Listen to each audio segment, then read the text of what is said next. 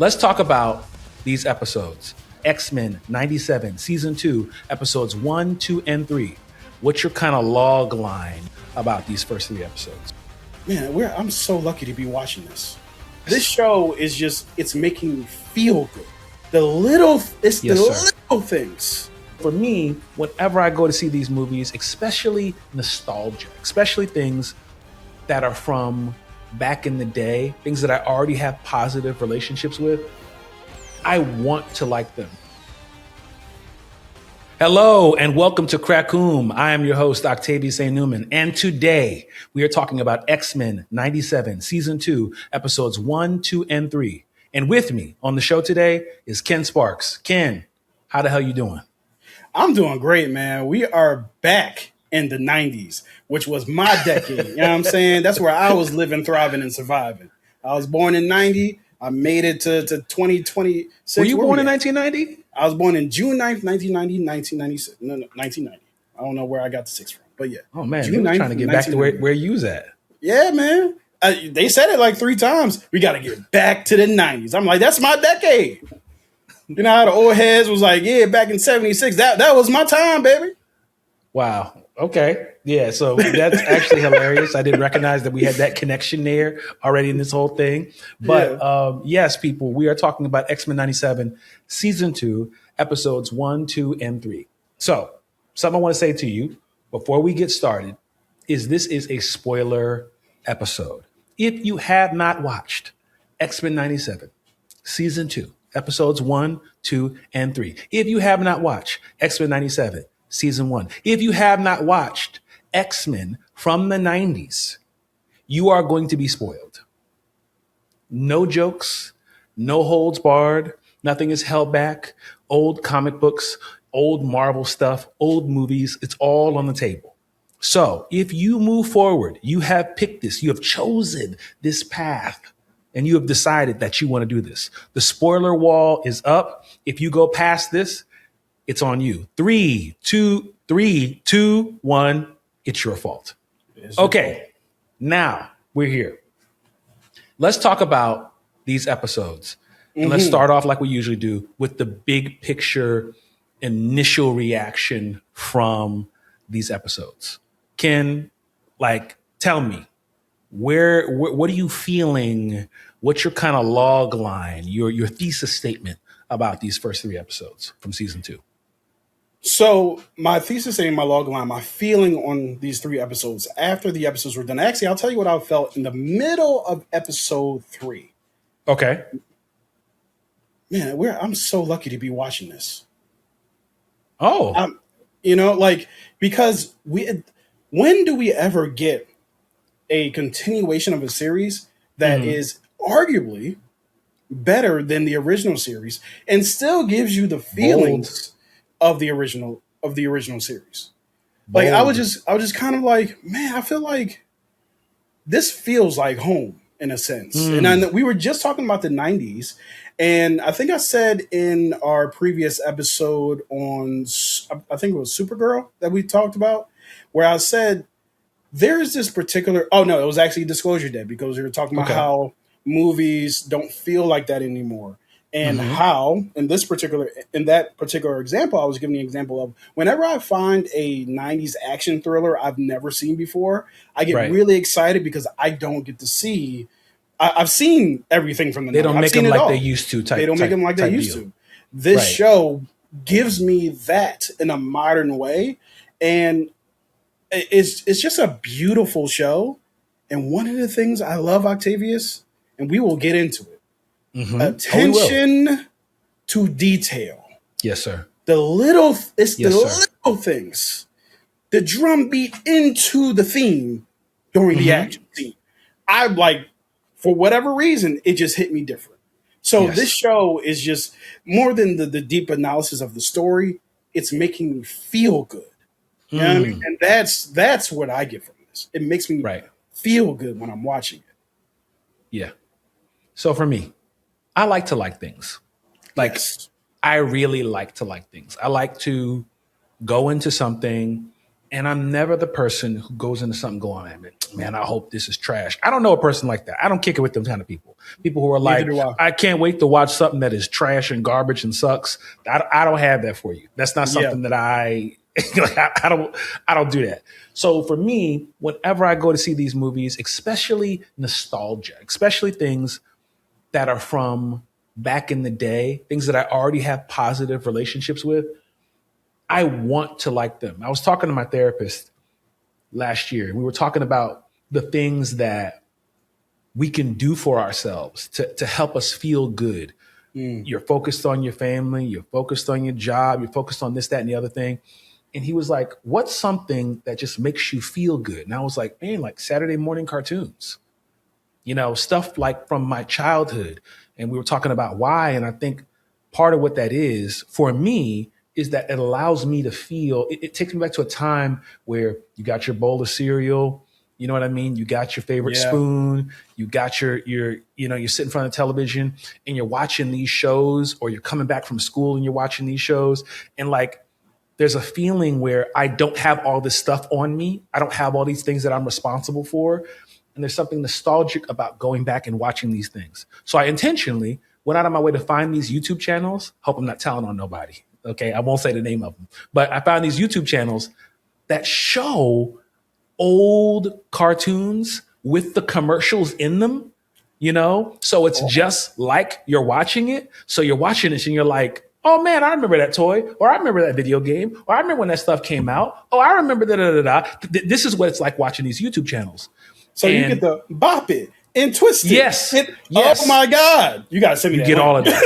I'm going to send you the link. I need to see. I need the creepy crawlers. I need all of it, bro. Like, yo, they got Toonami. They got Adult Swim. They got, you know what I mean? Cartoon, like all this stuff, right? And the greatest quartet of all time, the Street Sharks. But we can talk about that later. Don't get me started, okay? Don't piss me off, okay? Right? Don't you ever disrespect Ninja Turtles like that? Street Sharks.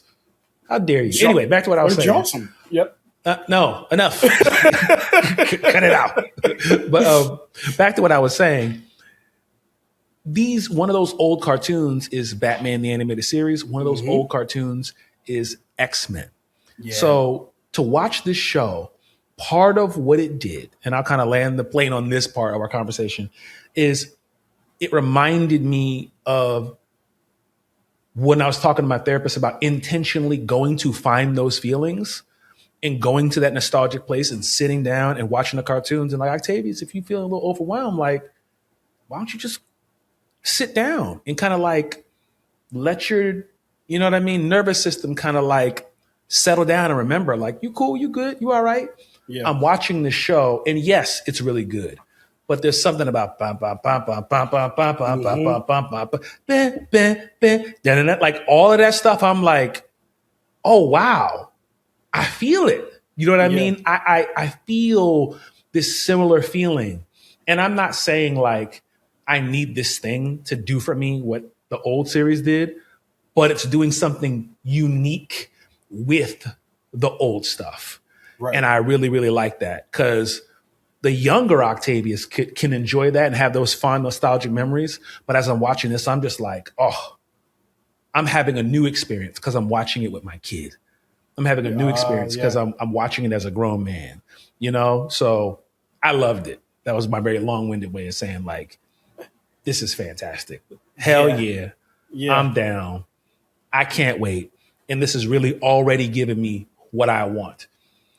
So, But how unique is it, though, that this show is giving us the feeling of what we wanted and experienced back in the day, but also being very new and having now the old show, the original show had also a lot to say, but this also has a lot to say in I don't even know if it's a new way, but it continues the conversation, right? And it's just like, man, I miss this. This is what the X-Men are about. The X-Men, in a lot of ways, are about the conversation through the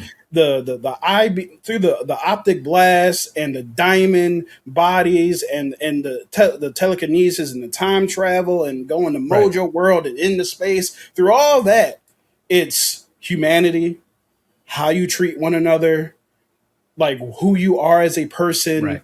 finding yourself, even though you're different. Magneto said something. I know we'll get into it, but Magneto said I got something notes. incredible to Insaba Noor, Big Noor, right? He's Big Noor, that's what Big Noor. Big Noor. Yo, we as black people, we're gonna give somebody a nickname. You're right. Having Insaba Noor being Big Noor, what up, baby? How you doing? You good? Hey man, I see you out there. All right now. Hey, take it easy, y'all. Be Big Noor. Hey, whoa. Yeah. No problem, Big Noor. I see y'all Yeah. just say what's up. I want to hey, I'm cool. You cool, I'm cool, Big Noor. Yeah. But you got to treat him like that. You can't Right. come at him no other kind of way. Right. You know what I mean? Yeah. Because you see how you get down. Like Hey, right. Yeah. you got to come correct with Big Noor. What he Anyway, says go ahead. You were saying. Yeah, what he says, Big Noor, about like feeling different and like having the burden of feeling different. And Magneto, I'm not saying it correctly, but in Magneto basically saying that's something that the oppressor puts on you to make you feel like you have to feel that way. And I'm just like, bro, Mags be be profound while simultaneously tripping at the same time. He covers all the bases. And I really appreciate a nuanced character. You know what I'm saying? A character where you're like, I hear what you're saying, but you kind of lost me like 75% of the way in. I was almost with you, but then you brought that last part in where you're like, but I think that's good. It's good because this is adult animation, I would say. Yes, kids can watch it, but it's not the same as the same storytelling. You know what I mean?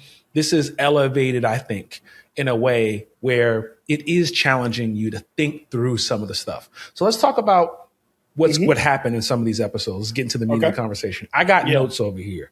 I was watching the episode. I was writing stuff down. So episode 1, a couple things happened that I wrote down that I thought was really interesting.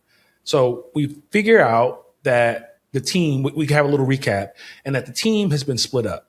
There's a team that's been sent into the future. There's a team that's been sent into the past. And the big picture is they're at 2 different places in time where apocalypse is at different points. The team where, Charles Xavier, Magneto, and Beast. the gang, I don't remember, Beast, they're with Insaba Noor, right? And Ramatut, which we said spoilers. You said spoilers. Ramatut, if you don't know, that is. I knew there was something there. I knew there was something there. Yes. I don't even know if I should have said that, but no. Anyway. Yeah. Okay. Yeah. I want people to have the experience, but at the same time, I'm excited. So we talked about it. That's true. So Ramatut is in that time, and Insaba Noor is in that time, and he at this point is like the first mutant, and he is leading this community of people which seem to be enslaved by the Pharaoh. A lot of biblical, perspective, a lot of Moses. My wife, actually, who was watching the episode with me, she was like, oh, this is like Moses. And I'm like, you know what's so crazy? I didn't even pick up on that specifically. I was just so into it. But she pointed out for me like, yo, this is like, let my people go. And yo, I'm trying to, and I was like, oh man, you on it, babe. Like I didn't pick that up. Yep. That makes sense. Yeah. And our future team is with Apocalypse, right? And that is, who's on the team that's in the future? The future is Wolverine, Cyclops, Jean. Yes. Lil Cable, Nathan, or Lil Nate. Nathan Summers. Yep. Upside Down, Burning Witch. What is her name? I forgot her name. What is her name? But anyway, as you're going, I'll look that up as you're going. Yeah. Forge. I think, Forge went up there. Bishop went back. And I feel like there's, Morph is there. Morph doesn't really do much in these first couple episodes, or this first episode, but Morph is there. There's something I really want to talk about with Morph too that I love. Okay. It's a love. But yeah, so I think that's the team in the future. Oh yeah, and Rogue's in the back. Rogue's in the past with Magneto, Charles, I was about to say Gambit. He ain't there. Beast, and I think that's. And I know Storm's in the future too. So I Right. think that's it. Very interesting. Yeah. Oh, and Nightcrawler's in the past as well. Mm-hmm. So in this first episode, we're dealing with it's. If I'm looking at my notes here, this is where Jean and Scott, Cyclops, are ultimately trying to deal with their relationship with Nathan. Right. Yes. Is that you remember the same thing? Yeah. Yeah. Exactly. So the entirety of the first episode is them figuring out the right time to tell Nathan who they really are, which is really interesting on Jean's part because Jean is his mother by memory, not necessarily by physical birth. Deep, right? Very deep. Bro. And I forgot about that until I watched the recap thing that you sent me. I was like, oh, that's right. She didn't birth. It was Madeline Pryor. So the fact that she has these strong emotions about her son, who is son by memory, by proxy in a sense, is really interesting too. Son by another woman who was herself, right? Mm-hmm. Scott had a baby with another woman who was her. So that the drama, X-Men bro. be getting deep. Drama. Like, can you even imagine a situation where you like I didn't even know that wasn't you, but it's not you. So I'm really genuinely dealing with the fact that I have had a baby with another woman. Right. And I've actually had a relationship with this other woman, but I thought it was you. So it's that scenario where it's like we have what it is and then what it should be, and we have to really deal with. Can you imagine being Scott Summers? No, I cannot. Insane. I cannot imagine being Scott Summers. No. You know, and then you have to have that child taken away from you for their benefit. Like the depth of the relationship, the questioning what is a parent. Right. You know, like giving birth to a child versus raising a child. Yeah. Like we can't even, I don't even think we have time to break all this stuff down. You know, but on top of all that too, is the fact that someone else did this to us. Yeah. Yeah. I don't like in a very I don't even like that, which is a very simplistic way to say it, but it's like I didn't do this. Mr. Sinister did this to us, and we have to reconcile and pick up the pieces because of a decision that someone else made. Yeah. How do you even man, I ain't do nothing. You know what I mean? But now I am responsible for all this. You know, it's stuff like that that's simply life. I ain't even do it, but I got to deal with it. You know what I mean? Right. It's not your, it's a saying that we say, it may not be your fault, but it is your responsibility. Yeah. And that's tough. And that's real. This is the kind of stuff that young Octavius wouldn't have picked up on or wasn't picking up on. But now I appreciate that you can take the same media, the same IP, and be true to the spirit of it, but at the same time, almost level up with the people who love the original, and at the same time, make it digestible for the new people who are coming along. So I looked up. That was Mother Ashkanani. Ashkani. Okay, so she is the one who pulled one team into the past so that they can prevent Insabanor from becoming Apocalypse, and pushed one team into the future to train Nathan to become the soldier that he needs to be to deal with Apocalypse. Right. So this is her big picture intention. And when she was talking to, I believe it was Storm, she said that's what her power is, time. Like she's able to see time. And we didn't get this in the beginning, but ultimately when all of this happened, this is her putting this stuff into motion in a way where she's trying to kind of orchestrate this thing in the way that she foresees it to be, which brings up to me a point that I think is very interesting about these 3 episodes, which is faith and fate versus taking things into your own hands, which is a very deep thing that is interwoven through all of this. This is your fate. Scott being like, where did this come from? Who Scott was said my this? man's. Yeah. Like, yo, wait, what you mean it has to be this way? Says who? And them having to determine whether or not they can say, yo, Nathan, we're actually your parents. Yo, Nathan, this is actually what took place. And even Nathan being like, well, I'm trying to, like, everybody keeps telling me who I am and how I'm supposed to be. The thing that's interesting about this whole piece to me that these 3 episodes seem to be bringing up is this discussion between your fate and your own decisions. Like, am I the one that determines what happens to me in the future? Is my future already determined, or am I the one who's making the path? And how do these things coexist?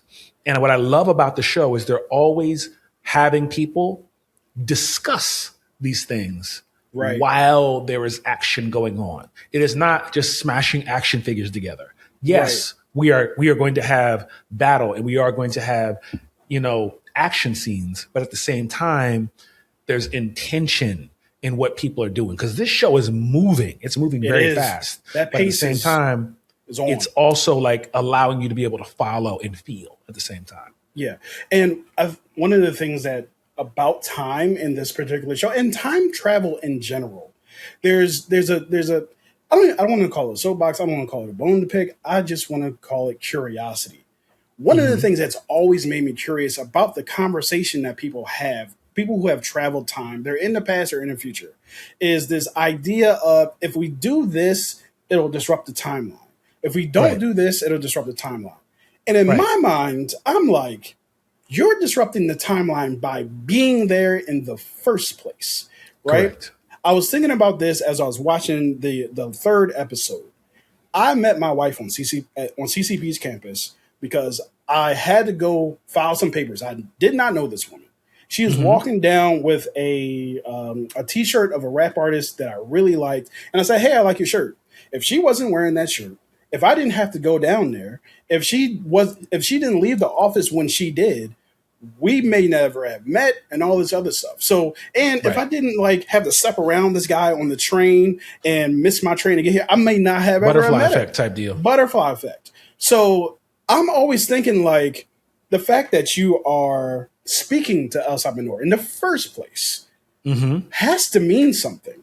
The fact that you're taking up space, the fact that you're fighting these people, the fact that you're in a situation where you're having a conversation about whether or not you're disrupting the timeline, in my mind means that you are disrupting the timeline. So when there's always if we do too much, we'll destroy it. I'm like, but you're there. You're taking up air. You're taking up space. So that's always been, and I'm not looking for an answer, but it's always been this kind of thing where it's like, I don't think there's ever been a time travel situation where you have left it the way that you found it or the way that it would have been, leading into the question of, like you said, fate. And if you want to look at the Avengers, right? In Avengers Endgame, and then we fast forward to Loki, right? First episode of Loki, that was supposed to happen. They were supposed to travel time. Okay, now what are we talking about? So this whole thing with time travel is interesting. It's not a plot hole. It's not a thing. It's just interesting to me. So the conversation of fate over science, over this, over that, I'm continuously interested in it. Right. And it's a conversation that I think a lot of our storytellers are interested in as well. And it's a lot of philosophers and we as human beings are interested in it. And I think that's what makes this kind of storytelling in this medium of comic books and cartoons and TV shows and movies. This is why I love this stuff, because not only is it entertaining, but it's thought provoking. And one of the things I love is not only watching it, but talking about it with my people afterwards and breaking it down, and all the rest of this kind of stuff. Some of the other moments that happen here, when Storm has to summon the power of the sun and all this kind of stuff, and Storm's like, "Yo, I can't do that. Like that's not how I get down." And then Mother Ashkani's like, "Girl, you have no clue what you're able to do." And it's little moments like that in the show that are like, man, I think you're low key kind of like talking to me through the show, I like to believe that the storytellers are doing that. They're going like, yes, these are what the characters are saying to each other, but at the same time, there's something underneath it beyond just what's being said. So Storm, when Mother Ashkani says, I have met you in other worlds, and you've always been this extremely pivotal and powerful person. I love that moment for Storm. And I love that moment for the storytelling that it's doing, because it's communicating in a way that Storm is more powerful than even she knows, and more powerful than they've shown us. And my hope is that is foreshadowing for what we're going to be doing as we move forward in X-Men 97 season 2, because we've got, I believe, 6 more episodes. So Storm proceeds to pull down, like, you know what I mean? Just create this like Omega level mutant. Omega level. And that's the theme of this episode in a lot of respects, because remember the conversation that Scott and Jean had with Nathan when they were all tied up in this train, and I'm getting goosebumps. I got really emotional during this conversation too. Jean said something to the effect of, I'm one of the most powerful telepaths in existence. Scott says, my optic beams are unstoppable, and you are our son. Hold on. Come on. The tears. Don't get me worked up. You know what I mean? Like when he said, you are my son. You know? That love, bro, I'm getting emotional. Hey. You know what I'm saying? And that's all right. So, because I think there's something to that. For myself. I go to therapy too. Yeah. This is what's important about stuff like this, because I have not had a father say that kind of thing to me, because I didn't grow up with a dad. You know? So when you see characters say, yo, I know you may not know this about you, but I know who I am, and I know who your mother is. And because you come from us, I can tell you something about you, and I can tell you about what I see in you. This is the kind of stuff that you need sometimes people to kind of speak over you and say to you. That just happened with Storm. Now we're seeing Scott do it with his son. It's like, I'm telling you something about you. And it doesn't matter. I need you to trust me. If you don't see it in yourself, I need you to believe. It's like, believe in my belief in you. Right. That kind of thing. Crazy powerful, crazy moving. And it doesn't matter the age. Storm is a grown woman. Nathan is a child. Both of them need to be spoken over. It don't matter how old you are. You need someone to come along and tell you about yourself in the way that you need to be spoken to at that moment. And I think that being the theme of this first episode of realizing who you are, I think that's powerful. And even like you look at it throughout all these episodes, realizing who you are, right? You see it in the second episode with what in the world is her name? With Jubilee. You see in the second episode with Jubilee. You see in the third episode with Magneto having to even be told who he is, right? The importance of him, of who he is, right? So, and being told by a peer, someone who's the same-ish age as him, right?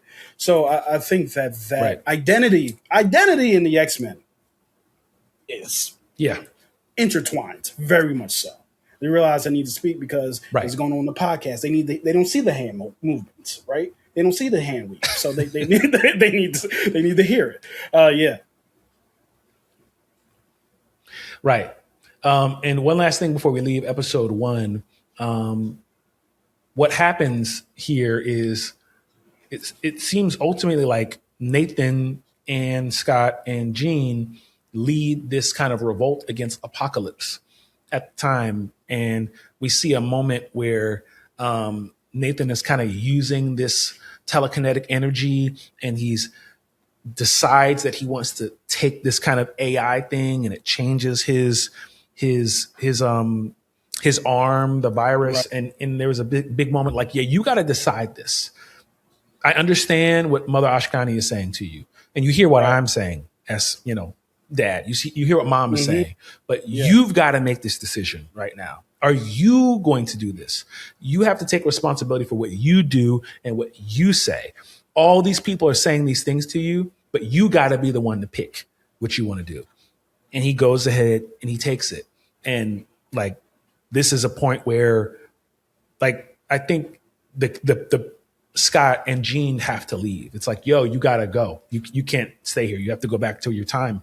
And I can imagine how powerful this moment is, where Scott, as he's leaving, I believe he says something like, "I love you, son," or something like that. Yeah. You know, and you got to imagine like how hard that is for a Nathan Summers at that time to have all of this power. Oh, what he says is like everybody is kind of cheering for him and like being like, "Yo, man, you did it." Like they kind of seem like they're going to follow him. And Scott says, "Good men don't seek leadership, son.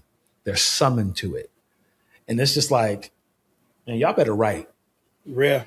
Y'all better write. Y'all, I mean, at the pace that this show is moving, the amount of stuff that they're hitting us with, for that just to be episode 1, it's just like, yo, powerful, crazy. You know, one of the most praiseworthy things about this show is how every character is distinct and unique in the way they speak and the way they interact. Everyone acts in such a way that you would expect them to. Storm has always spoken as if she was at slam poetry, right? Storm has always been giving speeches, and she has a new verse for every fight scene. Bars Storm said, every time. "We are the dawn that breaks the neck, that breaks his night." I was like, hey, okay, yes, ma'am. All right, yes, we are. All right, I believe. Yeah. Amen. Okay, I believe what you talking about. I'm with you. I also like when they try to. Oh, first of all, Storm saying to Ashkani, "Speak plainly." I'm like, you're not the one. You're not the person to tell somebody to speak plainly, because you.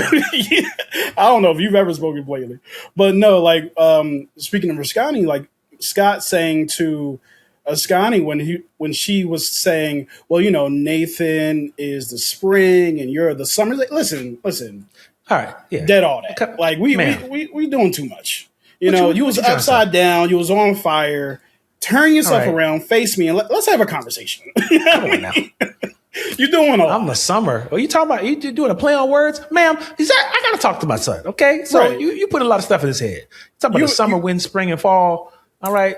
You making up all these prophecies. Where the prophecy? And you know what? It reminded me of you, because these are the questions that you would ask. Oh yeah. Where did this prophecy come from? Who told you this? Oh, believe. Oh no. No. We don't do that. We don't do. We don't do Tenet. We don't do. Don't think about it. Just go with it. We don't do that. Christopher Nolan, don't talk to me like that through your movie. Right. Okay, don't do that. You answer these questions in this movie. Yeah. Okay. Episode 2. So episode 2 had a moment for me. Talk about it. That was so fantastic. So the episode opens up. It's called "A Force to Be Reckoned With." Tells us we're in 1997. All right. And the episode opens up. I believe, I'll kind of cut through. Jubilee and Sunspot are in an arcade. And they're kind of working through like, man, what are we supposed to be doing right now? What are we going to do? What's the next move? And then Cable pulls up on them. Right. And Cable's like, look, I'm recruiting y'all. We got stuff to do. We got things that are happening. Oh, wait, before that, we see X Factor. Yes. You see the X Factor team. And I was like, oh man, that's crazy. Yo, like that's dope. X Factor's in this. So he's like, yo, man, I need you to join my team. We're going to get busy. You're soldiers, da. Jubilee goes, this team got a name? And Cable kind of looks up, you know what I mean? Gives the look from like, you know what I'm saying? Yeah. And then when that intro came on and you hear the music is a little bit different, but you see that it's different and it's the X-Force. Let me tell you something. Yo. Let me tell you something. Yeah. I almost broke something. You hear me? Well, Let me tell you what happened. I lost it. So I'm watching. I'm trying to rush through it because we tried to record this yesterday. I'm trying to rush through it. So I'm like, all right, I know the intro. I'll skip the intro, and then I get a little glimpse of wait, hold on, that was wait, what was See, that? And then I went back, and I went back. I was like, ho, X Force. What is it? And I sat there in amazement. In amazement. I got a bone to pick with you. Me? Okay? Who the hell you think you are skipping the intro of X-Men 97? I wouldn't if it wasn't a rush job. What do you think you're doing? Do you think that you get to skip the intro of X-Men 97? No, I don't accept that. Ever. Okay. You don't skip the intro of X-Men 97. No. You got to let that run. You got to let that happen. See, because you almost messed up. I almost missed it. You almost missed your blessing. That goes for all of you. You understand me? Don't you skip that intro. So you got to learn from people you got to learn from people who've been here already. All right. Yeah. When that intro comes on, you respect it. You honor it. Don't you ever cut that. All right. When it say, do you want to skip? You say, Octavius said, don't you ever do that. Don't you do it. All right. Listen to what I'm telling you. Don't ever skip the intro. I'm telling you. X-Men animated series, 97. Batman the animated series, let it rock. Oh, yeah. Yeah, let it rip. Get yourself in the mood. Get yourself in the spirit you got to get yourself in the right. Yeah, you got to get yourself in the right mindset. That's what that's there for, see, because you might be still somewhere else, and they're trying to usher you into to where you need to be at. You almost missed out. But so that intro was crazy. Yeah. Okay. Some of the highlights of this. X-Force versus X-Factor. It's a little bit of Batman, Superman kind of situation. A little bit of like working for the government, working for the man, kind of like police force. Yo, we gotta go with them, like you gotta follow us. Jubilee calling Havoc knockoff Cyclops. That was great. is hilarious. Polaris, formerly being an X-Men, kind of being like challenged by Jubilee. It's really interesting stuff to work through, to think through, like, how do I do this? How do I coexist in this environment where I have loyalty to my people as mutants, loyalty to people who I was with in the past, but also I'm trying to exist in what's going on right now. And I like that they're having that discussion. What'd you think of that? That discussion was interesting because the whole time I'm calling them Coon Factor because they out here rounding up mutants. Okay, here's the thing. I essentially watched these episodes twice, and let me tell you what it really settled on Coon Factor for me. Polaris is walking Jubilee through the prison. She sees all of these mutants with these mutant inhibitors around their neck behind the electrical whatever, the prison. And I'm like, how can you look at your people behind in these cells and say, I'm doing the right thing? I don't see no humans in these cells. You said that you was doing both. Where the humans at? I understand that you might put the mutants with the mutants and the humans with the humans. Why is that? What's happening here? So for me, there comes a level of awareness where you have to know, especially being someone who was raised in Professor X's home, that the idea and I don't know if I'm remembering my lore right. The daughter of Magneto, if I remember correctly, you seeing your fellow people behind bars, human United States government bars, the same people who we fought against Senator Kelly when he was trying to do the Mutant Registration Act. And now you're turning around and doing what he wanted them to do, saying that, oh, we want to put them in a safe place, somewhere that will benefit them, that'll be better for them, instead of the society that they deserve to grow up in. Right. And you think you're doing the right thing? Coon Factor. Like I couldn't like get past. I couldn't get past it. Like how? And I'm glad Jubilee was able to wake her up to that, because sometimes we need to be woken up to coonish activity. Oh my bad, I'm being a whole raccoon. You know what I mean? I'm being a rocket. So I don't want to put that on Rocket. My bad. Rocket's not good. But anyway. I mean, I didn't take it to that level, but I get what you're saying. Just kind of like, you know, who are you and what is it that you are standing for? And it seemed like to a certain extent, that's the conversation that Jubilee was having with Polaris.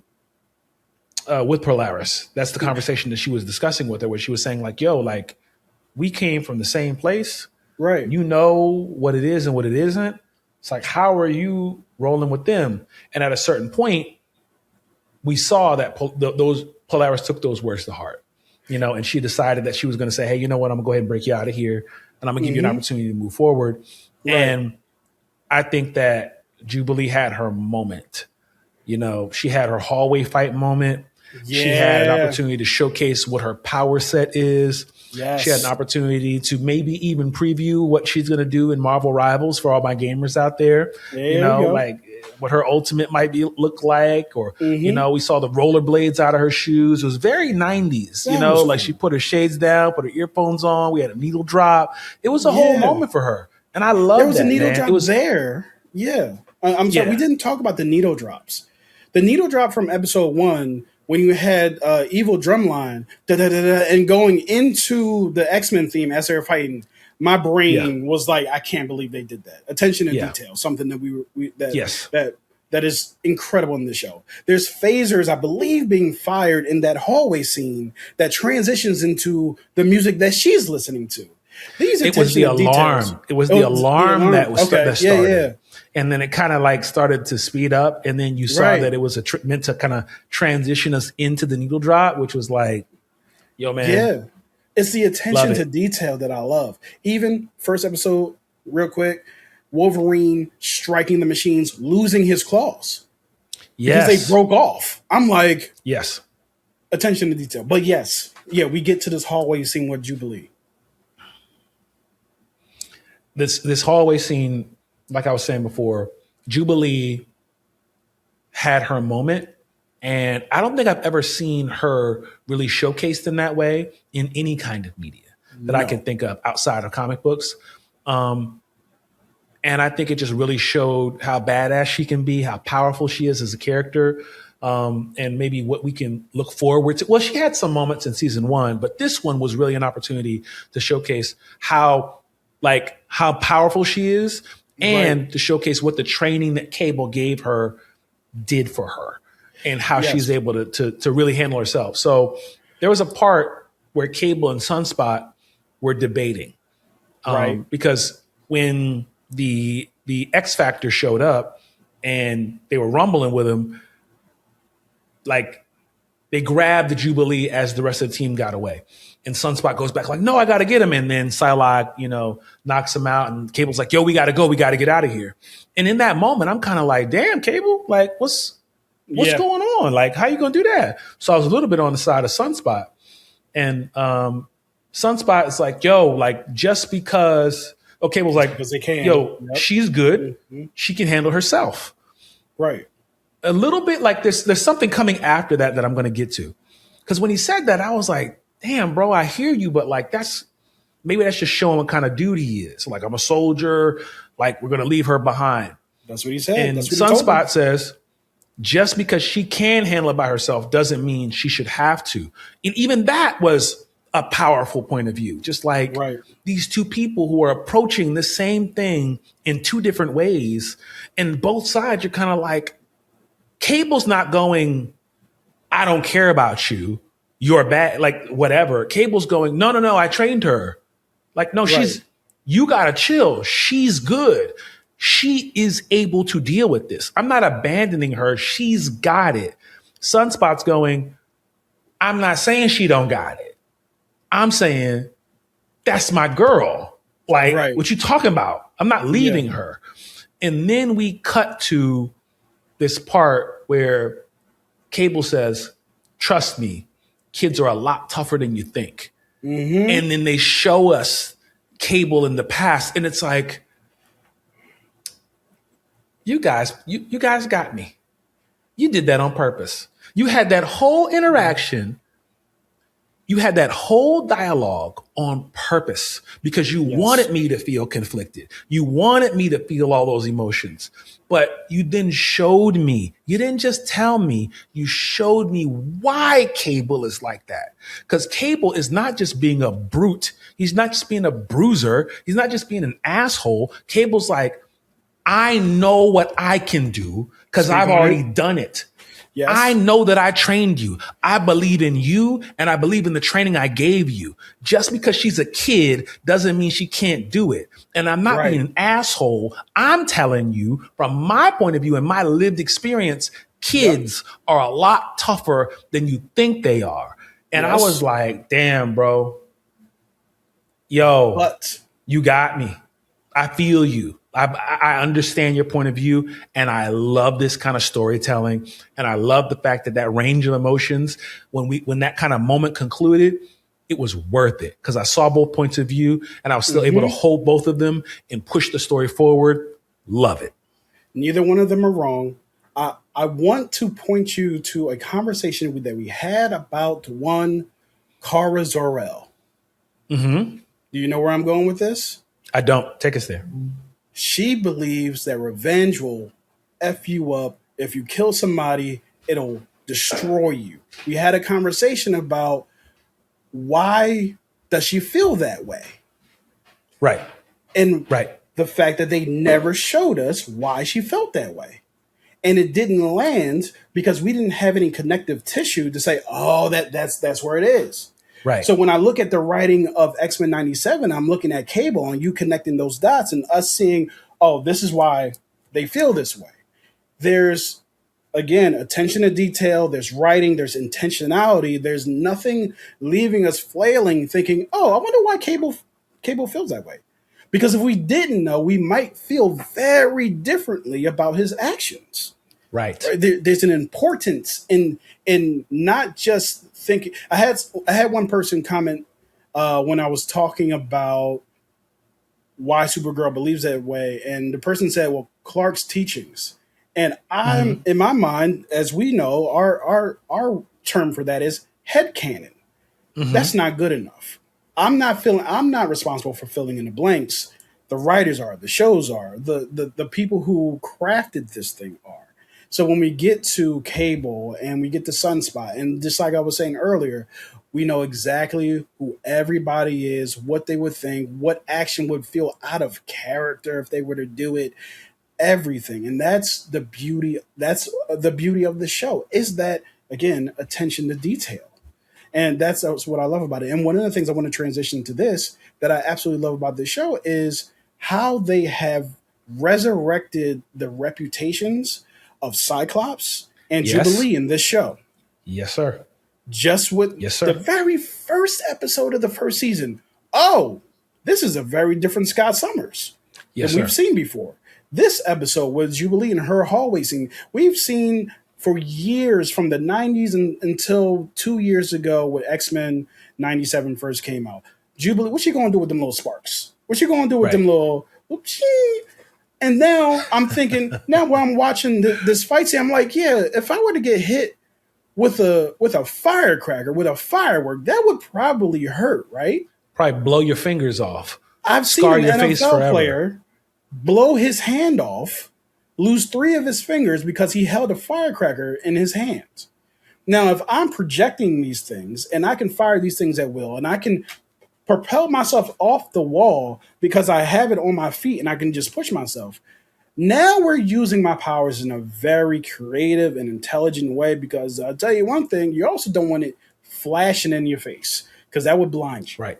There's so much that Jubilee can do with her powers and the glow up of Jubilee. And if you caught it, if you looked at a little glimpse, the glow up of Sunspot as well. There was a previous fight in this episode where he had the Hadouken. He had the full fire blast. And I was like, hey. War did basically the thunderclap moment. And right. Sunspot was like, hold on a second. God, like you just You know what I Yeah. mean? And Had that whole to this moment. point, we see Sunspot as kind of like he still has a little bit of maturing to do, Yep. and we're seeing that in real time, right? We're seeing him mature from how comfortable he was in the first season with allowing mutant issues be their issue. I'm safe in my penthouse. You know, my Right. parents, they don't believe in this, so I'm gonna be safe here. To now, he's growing more and more into this person who can care, who has their own opinion, who is strong enough in a lot of ways to stand on his opinion. And if you look from the time they were in the arcade to the time that they're on this mission that we're looking at, those Yeah. couple months that they were with Cable, they have both grown. They've both even Jubilee showing up with Emma Frost in that dress she was in. I'm like, oh, she Right. looks grown. You know what I Right. mean? Like she doesn't look like the teeny bopper kid that we know her to be. She looks like not that she wasn't a serious person, but she looks like okay. I can listen to you. I can hear what you're saying. You mean business. And what did Emma Frost say when she read her mind? Oh, you're serious. Mm-hmm. So yeah. And you're afraid. And you're serious. So yeah. Yeah. Speaking of adult themes, you saw the way Emma Frost walked in with them two young men behind her. It was I about to did be see that. some. This is some grown That's her business. adult That's her activity. business. She Right. grown up. Right. Nobody asked me my opinion about that. She's an adult. She can handle Yeah. her business how she want to handle it. However, there was some adult activity that was taking place, I would assume. Yes. However, comma. that's her business. Back to Jubilee. One last thing I want to say. Yeah. I love the part where I forget I forget what the character's name, who comes up with the collar and Havoc is there. Man, like Havoc, you pissing me off, Havoc. I'm tell you something right now. You're getting on my nerves. I don't like the way you out here acting. You know what I mean? Yeah, You're with my the super ops, cop. and I'm not feeling that. Yep. You definitely super copping it up, and I'm not with that. So I forget the woman's name, but she walks up where he holds the thing. It's like, hey man, we got you, dead to rights. Like, and Jubilee just kind of like walks up to him and smacks it out of her head, and then jumps by high. And then I was just like, hell yeah! It was great. And what's dope about that is Cable. I guess maybe it's even the father in me. You know what I mean? I think that's probably why that touched me a little bit as well. Where it's like, no, she got it. I've trained her. Right. Well, no, but she needs this, she needs that. You got to help. And it's like, she's good, Right. And I know it may look like maybe I'm being rough, but I believe in you. I've coached you. I've taught you. I've shown you. Now it's your turn to actually execute on this stuff. And you got to figure some of this stuff out. I can't come save you all the time. It's not even good for you if I come save you all the time. So to see Cable to a certain extent be like affirmed in his trust in the fact that she's got it with that moment and Sunspot coming to kind of say her jumping off the end of that. I'm at home like, cool. Does she have some powers I don't know about? Right. You know what I mean? She was falling for a little bit. She got a parachute? Like, what's going on? Yeah. And then when Sunspot comes to save her, I was just like, even maybe Sunspot was able to go, damn, okay. Damn, she did have it. All right. And I like to believe that everybody to a certain extent understands everyone a little bit better. Right. Jubilee understands herself better. Yes. Jubilee and Sunspot, their relationship, and even maybe Sunspot gets Cable a little bit more to be like, okay, damn, maybe like you still rough, but maybe you're not as bad as I thought you were. And those moments are important for obviously team building, but for relationship building. We see like one of the greatest examples of building a universe we'll ever see is the MCU. And what made everyone cohesive? It was conflict. The Avengers movies were necessary because you got all the characters together to learn each other. So when they have future missions, I know exactly what you're going to do. I know what you're going to do. I know where you need to be. We don't even need to have this conversation. Oh, no, Cap's got it. Oh, no, Iron Man's got it. Like, he's the one who's going to save us. Like, they have that trust in each other. So these are the moments, these are the building blocks that are going to lead to later on in the season when something big happens. And one of the things I really loved about the first season is that they went through several different arcs. So I'm really interested in seeing how they do that or if they do that in this season. But we went from the first iteration of the show, the animated series, Jubilee not being let out of the house on missions, Yeah. to her having a prison break by herself in a hallway moment. I love and talking that shit too, and talking that. You know what I mean? Yeah. Like call it like whole ass nigga. Man. You know what I mean? Just like letting Havoc know like anybody trying to hear all that. And Polaris, I'm sick of you too. You know what I mean? Like really on some like, what's up? Yes. And again, like not to be the dead horse, you got to imagine that the OG Cable was like, all right, I see that in you. Okay. Yeah. All right. Yeah. All right. I see you. Okay. Loved it, man. Episode 3, as we're wrapping it up, we're in 3000 BC. Okay. And I thought I saw Storm in there with Ramatut. I thought I saw a Storm-looking character that was like an advisor speaking to Ramatut. She had a different color eyebrows, right? Yeah, something. So I guess we'll find out more about that as we move forward in episodes. But I was like, okay, well, all right, well, we'll come back to that. What I really like about this is they do show Ramatut and they say it by name. So as we said, spoilers.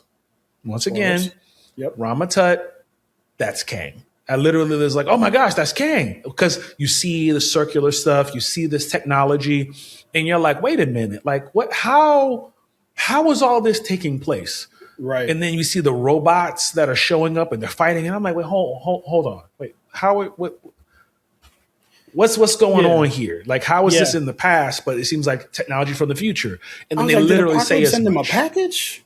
Yeah. You get a kite or something like that. But no, this makes sense that this is Kang the Conqueror.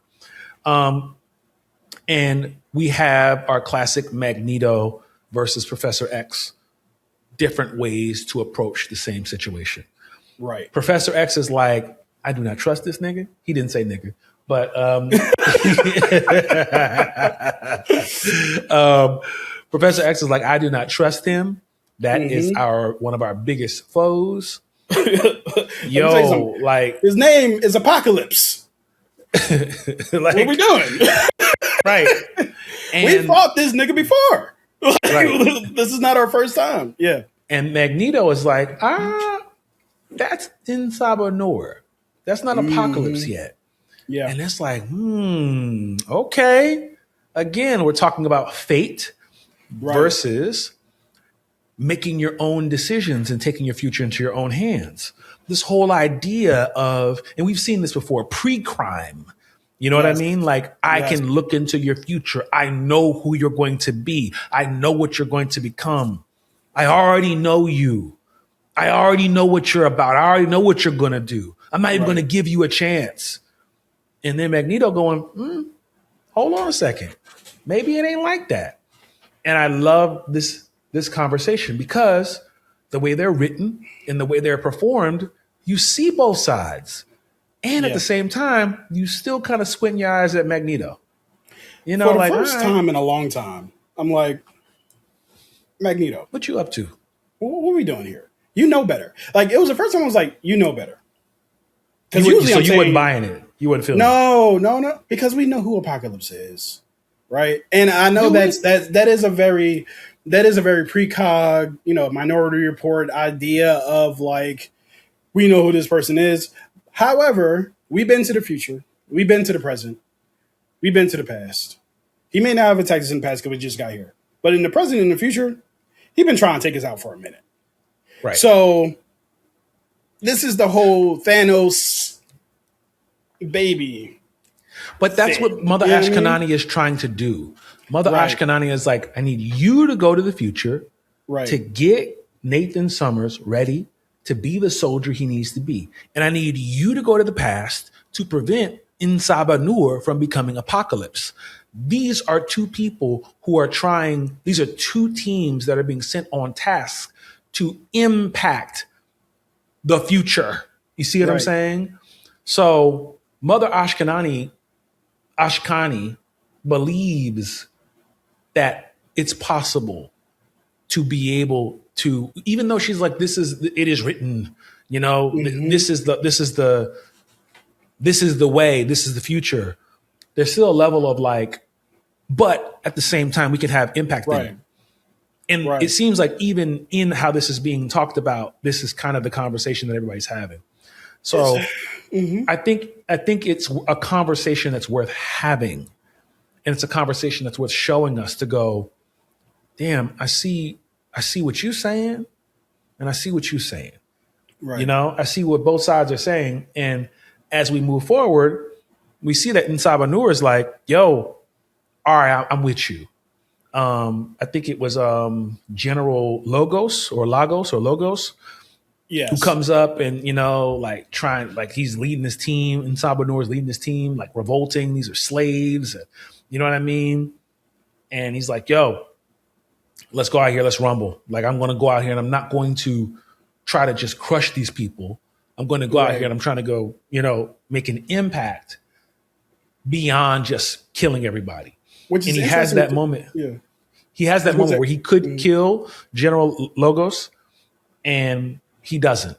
He does stomp the hell out of him, though. He does. He does stomp the hell out of him, and he does definitely like helicopter an entire elephant, which is like this is the strongest. At a certain point, I'm like, y'all don't see this. Like when the bad guy see the guy, he's getting shot. He pushed your elephant, and you still got this smirk like you about to win, sir. This doesn't seem like a tenable situation. Yeah. But I found it interesting that it was Magneto.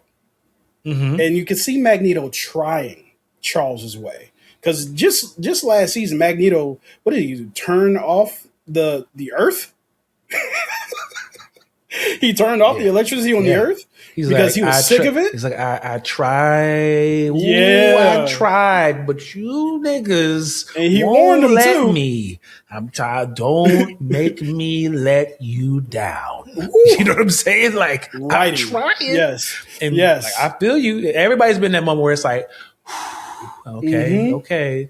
All right. Box breathing. I'm trying not to lose my mind on y'all. Mm-hmm. But if you keep playing with me, and I think even Magneto, in his growth, maybe he's going, I know, Charles, that you think that this guy's done for, but look who you talking to.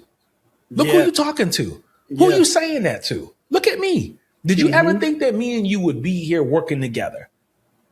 Did you ever imagine that would happen? No, right? So let me talk to this dude. Let me try to like move this thing forward in a different way. Yes. Maybe the way that we're going to do it is to try to get this guy to see things the way we see them by using a different method. And I think that was an interesting challenge. Charles, you keep trying to do things your way. You believe your way is the right way all the time. And so do I. But it seems like Magneto is actually the most flexible as far as his point of view on how to approach things.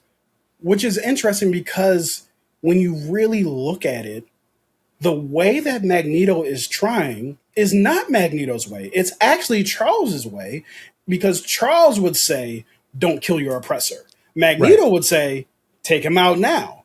Right. So now Magneto is trying Charles's way, but Charles is bucking against that because he's like, no, he is who he is. So now Charles is fighting his own philosophy, what he built the entirety of the X-Men on, while Magneto has, you can see from episode 1 of X-Men 97 all the way to the end, he had a little blip where he turned off the Earth, but then he came back. And now, I can only be so gracious because y'all keep playing with me, okay? Right. So throw the giant saucer drone is heading down now. So now Magneto is wrestling with Charles and trying to get Charles to see Charles' own way again, because these are the things that Charles taught Magneto, or is trying to teach Magneto. And I find that so interesting because we have seen other stories. I know I keep bringing up the Avengers and the X-Men.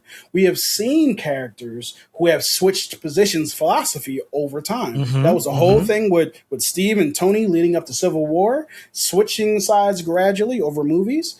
And now we're seeing this similar thing with Charles and Magneto, which I don't think Charles would go all the way to a Sokovia Accord level kind of thing. But I do feel like he's kind of like, hey, we've been attacked by Nsaba Nur Apocalypse several times.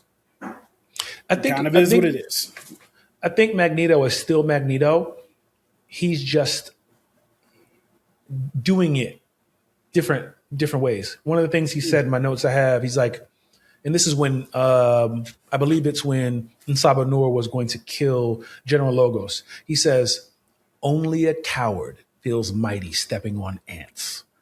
And I was like, damn, okay, so it's not that he's saying he doesn't deserve to be killed.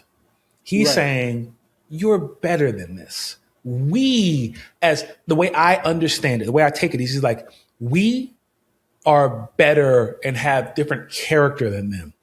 Were the situation switched, they'd kill you and he wouldn't even think about it. Correct. But we are great. We are powerful. We are strong. We are thoughtful. We are, you know what I mean? Like, remember who you are. Remember who we are. We don't need to, like, are we cowards? Is that what we do? Is that how we get down? So it's not like Charles is saying, he's innocent, be nice to him. That's not what that's not what Magneto's saying. Magneto is saying, man, come on, bro. We ain't got time for this. We got something greater to do. I do think that it is a change in Magneto only because I believe the first time we saw him, he tried to fire a nuke at America, right? Because in the very first episode where Morph dies, or we thought, he tries to fire a nuke at America because he did believe them to be ants, because he believes I was about to say us. He believes the mutants to be homo superior, right? Mm-hmm. So he is. I think he still believes that. Yeah. Oh, yeah, for sure. But I think that he did the added idea of it being cowardly to crush the ants. I do think that's a new thing because he's tried to do that several times, and now he's thinking differently about that. But I don't think I ever believed that it was from a place of bigotry, though. It was from a place of, these people are trying to kill us, our oppressors are trying to kill us. It's not that he thinks that humans are ants because he's just better than them, which I think he believes that. I think so. But also thinking that you're better than somebody and then thinking someone doesn't have value is two different things, right? So I think that is kind of what's grown and changed a little bit in Magnus. Right. Now, there is a person who is in Ramatut's ear the whole time. Do you remember his name?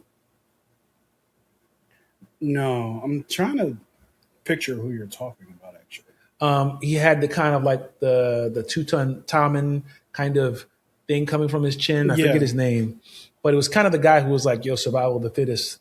These guys are trying to play you. These guys are trying to, like, they're in your ear. They're trying to, like, flam you. They're trying to 52 fake out. Like, they're not really being honest with you. And then they find out, like, yo, man, look, these guys. You're talking about Nsaba Noor. I think you said Ramatut. No, Nsaba Noor's, like, right-hand man. Yeah. I forget what his name is, but, anyway, we'll figure it out and put it in here somehow. Right. But he ultimately is saying, I don't trust these dudes. Right. Like, they're trying to, like, change our philosophy. We got here by taking it to these people and not playing with them. So Nsaba Noor is being influenced from different directions, from different points of view. And they showcase something that I find is interesting. You're not being all the way honest with me. And that totally ruined the X-Men's credibility with Nsaba Noor. When he found out that they had the same technology already, when he found out, like, hold on, you've got this already? You got the stuff that we're fighting for? Wait a minute. You're trying to build something? You're trying to build a weapon? Done. Over. Finished. Right. He was like, yo, I don't trust you. And I think that's what's interesting about that is going, like, even in them trying to kind of coach him along, they still weren't being honest all the way. And it came back to bite him. I thought that was an interesting, like, thing to point out, to go, like, you're still trying to, like, finesse me. You're still not being all the way honest with me.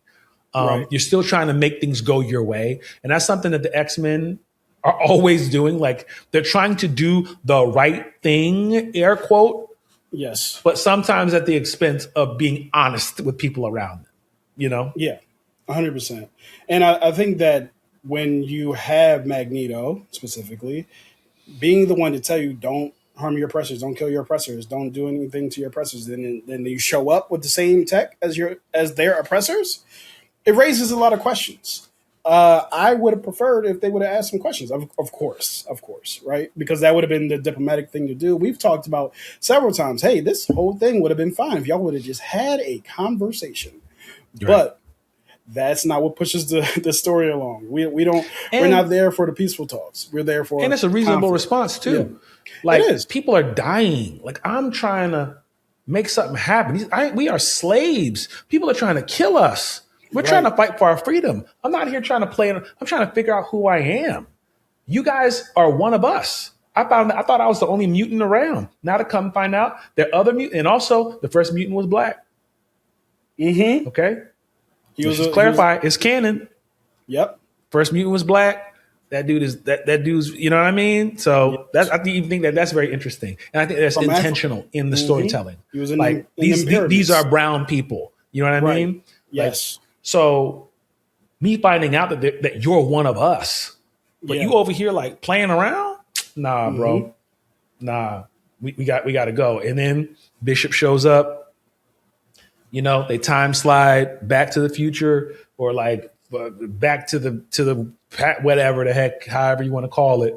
Yeah. And they ultimately have to deal with now. What does that mean? Yeah. Is this the thing that starts N'Sabanur becoming the hatred for the X-Men? Is that moment that they just had the thing that causes him to turn and go, is up with y'all forever? I hope not, because to me, it doesn't seem significant enough for that to be what it doesn't. Like, it doesn't. You walk into a room, you see them having the technology. Now it's up for y'all forever, and I'm chasing y'all across time trying to kill y'all. It's like, damn, I really trusted them. I ain't talking to them no more. That's what that feels like. It's not like his wife died or he lost, you know what I mean, someone on account of the X-Men because of the decision that he decided not to make. He got to kill his oppressor, and then he was like, yo, man, y'all had this tech. What's up with y'all? And then they slid. It was like, I don't feel like that was it's up for y'all forever. I'm chasing y'all across time kind of thing. You know what I mean? It didn't seem to that level. Well, we're going to find out, because that is episode 3. And I'm very much interested in seeing what happens next. Yes. Another thing I want to find out is, like, when Charles went into General Logos's mind, he was like, "Get me out of here." He said, "Hey, let's go." I gotta get Who was back. talking to him? Yeah, I don't know who that is. I don't know what that is. I'm looking forward to seeing it.